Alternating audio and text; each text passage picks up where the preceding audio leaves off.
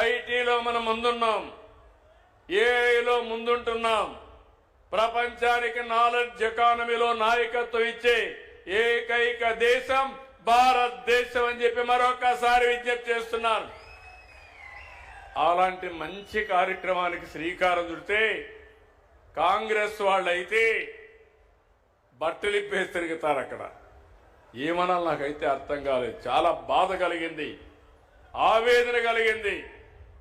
ప్రపంచంలో 60-70 దేశాలు టెక్నాలజీలో ముందుకు పోతా ఉంటే అలాంటి దాన్ని స్వాగతించాల్సిన వ్యక్తులు, మన యువత ప్రయోజనాలు కాపాడవలసిన పార్టీలు బాధ్యత లేకుండా అర్ధనగ్నంగా వచ్చి ప్రదర్శన చేశారంటే దీన్ని నేను చాలా తీవ్రంగా ఖండిస్తున్నా, గర్హిస్తున్నా. మంచిది కాదు, ఇది దేశానికి నష్టం అని చెప్పి కూడా మీకు తెలియజేస్తున్నా.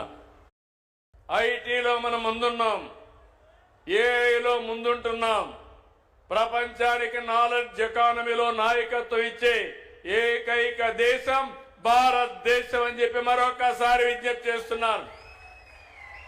అలాంటి మంచి కార్యక్రమానికి శ్రీకారం చుడితే కాంగ్రెస్ వాళ్ళైతే బట్టలిప్పేసి తిరుగుతారు. అక్కడ ఏమనాలి నాకైతే అర్థం కాలేదు. చాలా బాధ కలిగింది, ఆవేదన కలిగింది.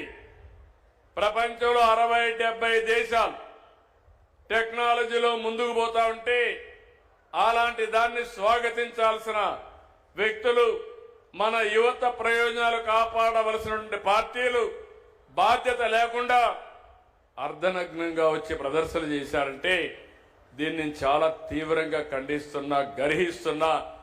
మంచిది కాదు, ఇది దేశానికి నష్టం అని చెప్పి కూడా మీకు తెలియజేస్తున్నా.